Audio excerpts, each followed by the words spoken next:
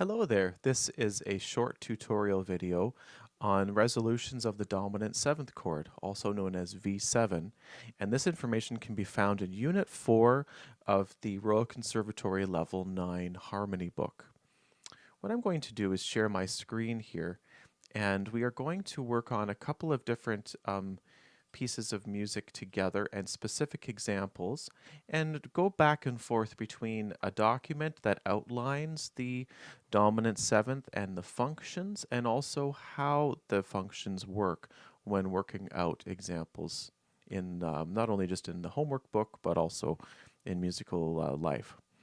So as was outlined before, the dominant seventh always includes a root, a third, a seventh, and a fifth. So in the case of C major, the root would be G, the third would be B, the fifth would be D, and the seventh would be F. Now each of those notes has a specific function. The third and the seventh, we can call those qualitative notes because those are the notes that create that special sound for the dominant seventh chord. And in a lot of cases, when working out resolutions for the dominant seventh chord, especially the dominant seventh chord resolving to the tonic chord in an authentic or a perfect cadence, the third traditionally rises up a step, and the seventh moves down a step. Sometimes other options can work, but the best case scenario would be to aim towards this movement, where the third rises up a step and the seventh moves down a step. There are certain voicings where a third can drop a third as well, but that will we can work on that in another tutorial. Now, if I were to switch over, this is taken from the Harmony book right here. I did a scan of it just for the sake of instruction. We're on page 48, question 2. Now, in the key of D major, which is the first example here, we have F sharp and C sharp in the key signature, and so the fifth note of the scale is A. Now, if I were to create the same chord using a root, which would be A, a third, which would be C sharp, a fifth, which would be E, and a seventh, which would be G, then those would be the notes in the dominant seventh chord for the key of D major. A, C sharp, E, and G. Now, if we could go back to our list here, the third can rise up a step and the seventh moves down. So in this case, we want to watch out for those resolutions. Now, in the case of this piece, there are a couple of different things that I can outline here. In this case, the chord is written in root position, so the A is the root here on the bottom.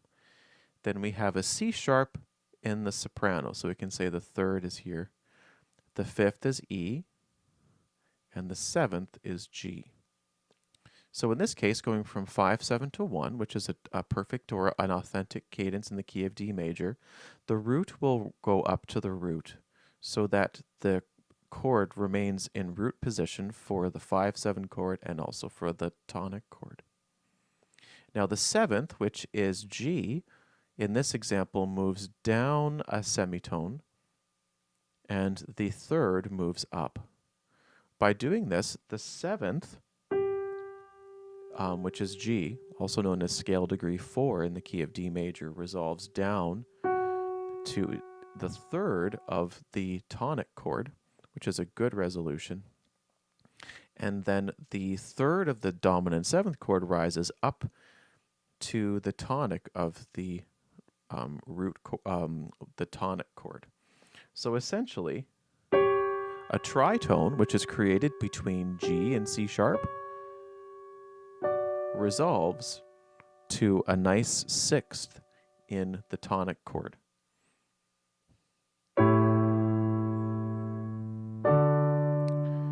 I played the first three notes of this chord with my right hand, just because that's a fairly large jump in the left hand. That's an interval of a 12th. Let's go to the key of G major here. In this case, the key of G major has one sharp. So if we go again back to our dominant 7th spelling in the key of G major, we would start on the 5th note, which would be D. That would be the root. The 3rd is F sharp. The 5th is A.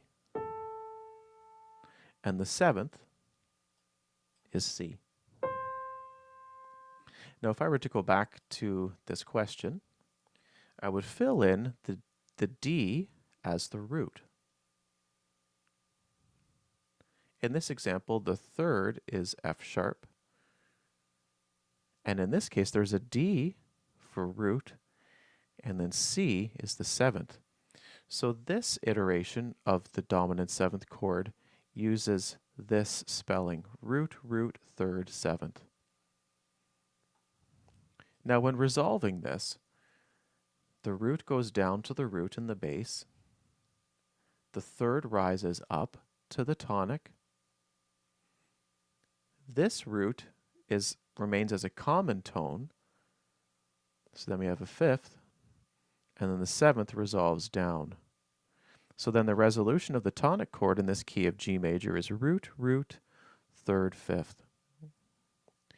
You can see how this resolution here, the 5th is omitted in the dominant 7th chord, but that works well because then this voice leading helps to accommodate the 3rd of the chord rising and the 7th of the dominant 7th chord falling, which is a preferred resolution according to the list. Now these examples are two examples of how to finish off questions when working on dominant 7th to tonic resolutions. One thing that I outlined was when looking at the chords themselves, what I would recommend you do is to make sure that all the notes of each chord are included by either mentally, like in your head doing this, or writing it down where you have the root, 3rd, 5th, and 7th notated in each voice the way that you would like them to be placed, and then that will help to know how to resolve each of the specific notes. For demonstration purposes, of course, I wrote everything down so you can follow along. So I do hope that this information was helpful for you, and I also look forward to seeing you for the next video. Thank you so much, and take care.